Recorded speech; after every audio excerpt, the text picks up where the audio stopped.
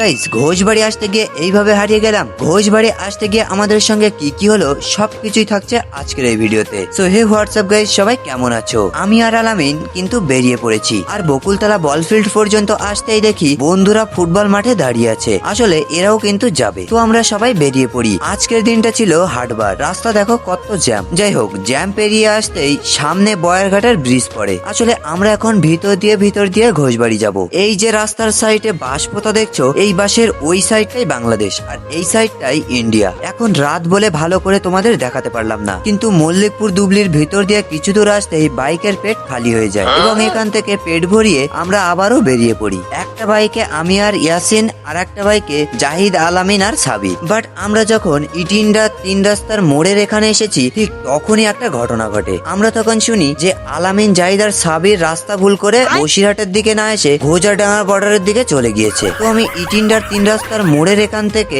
একটু এগিয়ে এসে রাস্তার ধারে দাঁড়িয়ে ওদের কাছে কল করে লোকেশনের ডিটেলসটা বলি। দেখো, এই হলো সেই মালেরা। তোমরা হয়তো ভাবছো যে একসঙ্গে আসতে আসতে ওরা কি করে হারিয়ে গেল। আসলে হয়েছে কি, একই সঙ্গে আসতে আসতে ওরা একটু জোরে চালিয়ে আমাদের আগে চলে গিয়েছিল, আর এটাই ছিল ওদের সব থেকে বড় ভুল। ওরা রাস্তাটাও চিনতো না। আমরা কোন পাশ দিয়ে যাচ্ছি জানো? মল্লিকপুর দুবলির ভিতর দিয়ে ইটিন্ডা হয়ে বসিরহাট ব্রিজে উঠেছি। যাই হোক, অনেকক্ষণ জার্নি করার পরে অবশেষে ঘোষবাড়ি এন্ট্রি নিলাম। আর এন্ট্রি নিতেই দেখি ঘোষবাড়িতে পুরো অন্ধকার, কিন্তু ভিতর দিকে আসতেই আলোর দেখা মেলে। আজকে সবকিছু বন্ধ ছিল, আমরা ভালো করে ঘুরতেই পারিনি। তো আমরা কিছু কিছু জায়গা ঘুরে একটু সেলফি তুলে ঘোষবাড়ি থেকে বেরিয়ে পড়ি। গাইস, ফেরার পথে সবাই বলছিল যে বিরিয়ানি খাবে, কিন্তু আর বিরিয়ানি 15টা দোকান ঘুরেও কোথাও বিরিয়ানি পাইনি। অবশেষে কাঠিয়াট বাজার থেকে 1 হাত লম্বা একটা রোল নিলাম। দেখো রোলটা কত বড়। তো এটা খেতে খেতেই কিন্তু আজকের এই ভিডিওটা শেষ করলাম। ভিডিওটা তো শেষ করলাম, কিন্তু রোলটা বোধহয় শেষ করতে পারবো না।